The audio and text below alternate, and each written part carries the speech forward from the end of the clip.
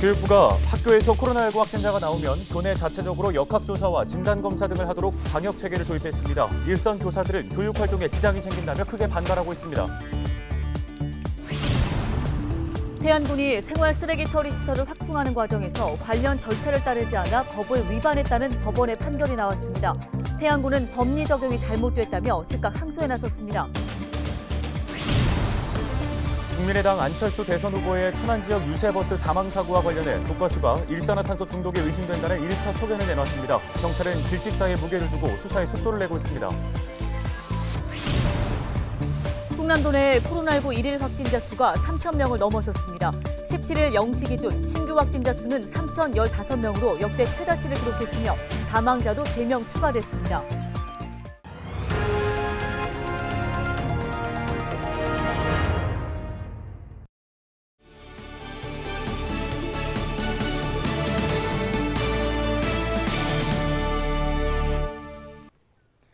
여러분 안녕하십니까? 헬로티비 뉴스입니다. 첫 소식입니다. 어느덧 새학기 등교까지 2주가 채 남지 않았습니다. 교육부가 정상 등교 방침을 밝힌 가운데 각 학교별로 자체 방역 체계를 도입하기로 했습니다. 네, 그런데 교육 현장에서 방역 책임까지 떠안게 된 일선 교사들의 반발이 만만치 않습니다. 정호석 기자가 취재했습니다. 교육부가 오는 3월 정상 등교를 앞두고 오미크론 대응 체계에 돌입했습니다. 학교에서 확진자가 발생할 경우 교사들이 진단검사와 역학조사 등의 방역 업무를 맡게 됩니다. 기존에 방역당국이 시행하던 확진자 발생 시 역학조사를 이제는 학교가 자체적으로 조사해야 하는 상황입니다. 이에 따라 학교에서 쉽게 대응할 수 있도록 조사 기준을 알려드린 바 있고 교육부의 결정에 교사들은 반발하고 있습니다. 전국 유초중고 교사를 대상으로 전교조가 진행한 설문조사 결과 응답자의 98.6%가 학교 자체 방역 체계 도입에 동의하지 않는다고 답했습니다. 방역 업무가 증가하면서 교사 본연의 업무인 교육 활동이 어려워진다는 겁니다. 전교조는 설문조사 결과를 토대로 교육부의 학교 자체 방역 체계 도입에 반대 의사를 밝혔습니다. 방역 당국의 역할과 책임을 학교에 떠넘기는 행위라고 강조했습니다. 지금 선생님들이 이제 가장 걱정은 뭐냐면 선생님들이 방역이라든가 이런 거 전문가가 아니지 않습니까? 그냥 학생들이 가르치는 어떻게 보면 교육의 전문가인 사람들이 방역을 책임져야 되는 문제점이 생기는 거죠. 학교가 교육의 공간이 아니라 방역의 공간이 될 수밖에 없다. 이렇게 되면 이제 학교의 본연의 업무를 상실할 수밖에 없다. 이렇게 이제 보는 거죠.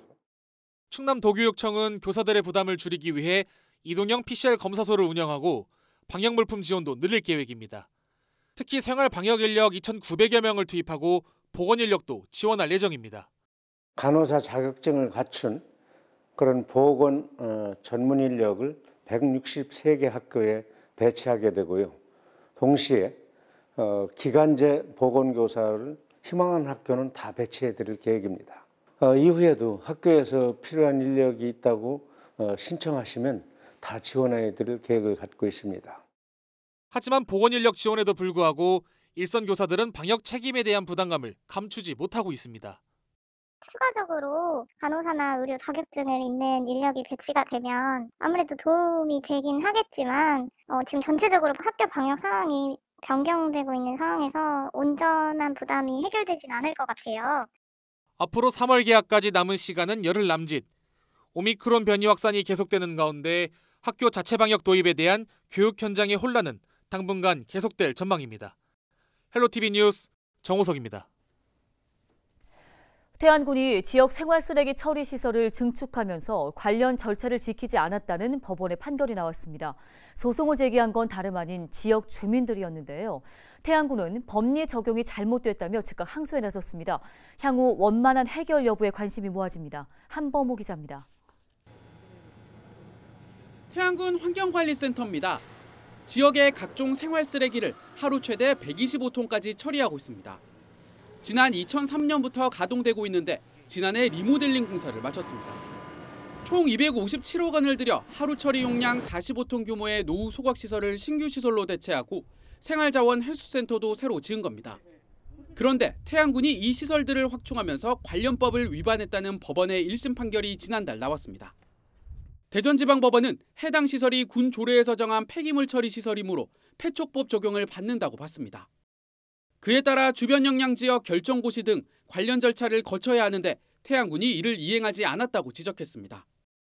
반면 태안군은 해당 시설의 규모가 폐척법 적용 대상에 미치지 않는다며 즉각 항소했습니다. 그렇다면 이런 법적 공방은 왜 벌어진 걸까? 소송을 제기한 이들은 환경관리센터가 위치한 태안읍 삭선삼리 주민들입니다. 2년 전부터 센터 연장 운영에 반대해왔는데 태안군이 삭선삼리를 제외한 주변 7개 마을과 20년 추가 연장에 합의하자 법적 대응에 나선 겁니다. 주민들은 이번 판결에서 주민지원협의체 구성 등의 위법성이 인정됐다며 태안군이 다시 처음부터 관련 절차에 나설 것을 바라고 있습니다. 우리하고 협의 없이 왜 남의 마을이 군하고 협의해서 여기다가 이러한 것을 결정하느냐. 이거는 불합리한 것이다. 무작정 안 된다는 그런 뜻은 아닙니다. 이러한 것들은 법적인 절차에 의해서 진행이 되고 그 절차 속에서 서로 간의 합의를 점을 도출해가지고 해야 되는 것이지. 태안군은 국토계획법에 따라 사업을 추진했다며 절차에 문제가 없었다는 입장입니다. 지역 정치권에선 태안군이 주민들과 좀 더 적극적인 대화에 나서주길 바라고 있습니다. 삭선삼리 주민과 태안군 집행부가 만나서 주민협의체 정수를 늘린다든가 삭선삼리 주민에 대한 지원금을 증액한다든가 그런 전반적인 것을 열어놓고 심도 있게 논의를 했으면 좋겠습니다. 태안군은 주민들과 대화는 이어가면서도 우선 2심 판결 결과부터 지켜볼 계획입니다. 일부에서 우려하는 쓰레기 대란에 대해선 가능성이 낮다고 일축했습니다. 지자체와 지역 주민들의 입장이 평행선을 달리는 가운데 앞으로 2심 판결이 나오기까진 1년 안팎의 시간이 더 걸릴 것으로 보입니다. 헬로티비 뉴스 한보호입니다. 국민의당 안철수 대선 후보의 천안 지역 유세버스 사망 사고와 관련해 국립과학수사연구원이 일산화탄소 중독이 의심된다는 1차 구두 소견을 내놨습니다. 국과수는 지난 15일 심정지 상태로 발견된 국민의당 논산, 계룡, 금산 지역 선대위원장과 버스 기사에 대해 부검을 실시하고 이 같은 소견을 경찰에 전달했습니다. 정확한 사인은 조직검사 등을 거친 뒤에 나올 예정인데요. 경찰은 전광판 전원 공급용으로 발전기를 차량 하부, 화물칸에 놓고 가동한 환경에서 치사량의 일산화탄소가 검출된 현장 감식 결과를 토대로 질식사에 무게를 두고 있습니다. 국과수의 소견과 경찰 조사 등을 토대로 업무상 과실치사상 혐의가 발견되면 관련자 형사 입건 등의 수사가 급물살을 탈 전망입니다. 충남도 내 코로나19 일일 확진자 수가 3,000명을 넘어섰습니다. 17일 0시 기준 신규 확진자 수는 3,015명으로 역대 최다를 기록했는데요. 천안이 1,140명으로 가장 많았으며 당진 201명, 서산 187명, 홍성 103명, 예산과 태안이 각 56명, 청양이 12명 등 발생했습니다. 사망자도 3명이 추가돼 누적 사망자가 223명으로 늘었습니다. 서산에서는 지난 12일 확진된 90대가 나흘 만에 숨졌고 논산에서도 80대와 60대 확진자가 16일 사망했습니다. 현재 도내 중증 환자는 모두 24명입니다.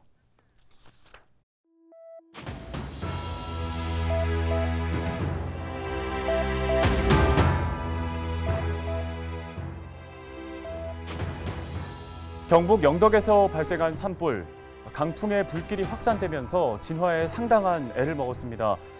원인에 대한 조사 결과가 잠정적으로 나왔는데요. 원인을 살펴보면 농업용 반사필름이 바람에 날아가 전신주에 닿으면서 불꽃이 발생한 것으로 추정하고 있습니다. 건조한 겨울에는 작은 불씨로도 큰 화재가 발생할 수 있는 만큼 더 세심한 관리가 필요한데요. 실제로 산림청의 자료를 살펴보면 지난 10년간 발생한 산불의 약 80%가 겨울과 봄철에 발생했습니다. 현재에도 건조한 날씨가 계속해서 이어지고 있습니다. 순간순간 강한 바람이 부는 곳도 있기 때문에 불씨 관리 더 조심하셔야겠는데요. 만약 등산 중에 산불을 발견했을 때에는 소방서나 산림청으로 신속하게 신고를 해주시기 바랍니다. 특히 이때 산악 위치 표시판을 미리 확인해 둔다면 더 좋겠죠. 데일리 브리핑이었습니다.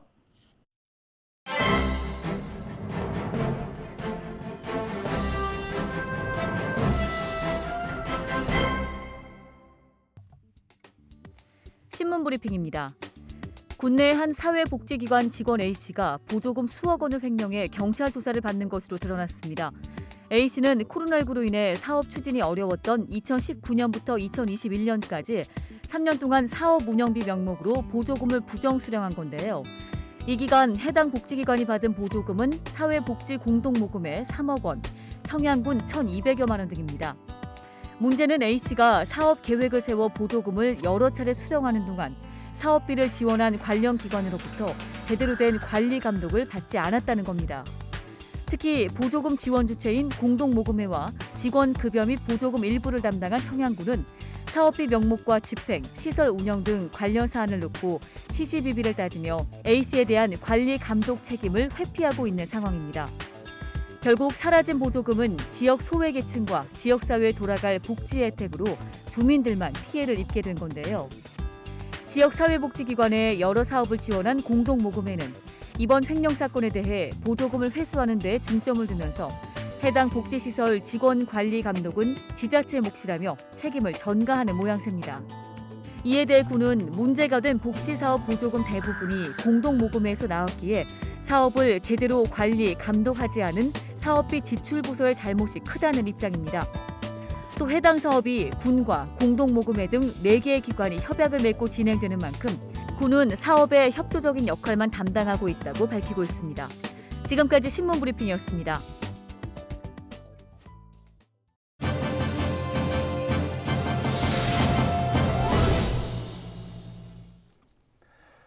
기후변화로 인한 기상이변 현상이 매년 증가하면서 농업 현장에서는 농작물 피해도 많이 발생하고 있습니다.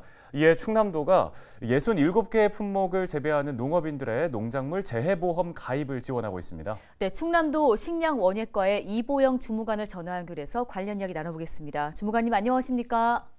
네, 안녕하세요. 충남도청 식량원예과 이보영입니다. 네, 저희 앞서 전해드린 것처럼 예측할 수 없는 자연재해가 증가하다 보니 농작물 재해 보험 가입이 선택이 아닌 이제 필수라는 얘기가 나오고 있습니다. 먼저 이 보험이 어떤 건지 소개 부탁드립니다. 최근 5년간 도내에 발생된 자연재해는 총 20일에 연평균 4.2회로 매년 증가 추세에 있습니다. 농작물 재해보험은 이런 기후위기 시대에 예상치 못한 자연재해와 조수의 화재 등으로 발생된 피해를 보상해 농가의 소득 및 경영 안정을 도모하는 정책보험으로 우리 도는 사과 등 67개 품목을 재배하는 도민들이 자연재해에 대비할 수 있도록 농작물 재해보험 가입 지원에 총 929억 원을 투입하고 있습니다. 네, 그런데 가입에 부담을 느끼는 농가도 적지 않을 것 같습니다. 자, 행정에서 보험료 일부를 지원한다고 들었는데요. 이 부분도 설명을 해주실까요? 네, 지난해 농가당 평균 가입비는 126만 원이었으며 이 중 80%인 100만 원 정도를 지원하고 있습니다. 보험 가입은 가까운 지역 농축협 및 품목 농협을 방문해 신청하시면 되고 현지 확인, 청약서 작성, 보험료 수납 절차를 마치게 되면 보험 증권이 발급되게 됩니다. 최근 5년간 자연재해로 피해를 입은 도내 농가 중 보험에 가입한 9만 350일 농가에 지급된 보험금은 3,994억 원으로 이는 전체 납입보험의 113%에 해당되는 금액입니다. 네, 끝으로 보험 가입할 때 특별히 주의해야 할 점이 있을까요?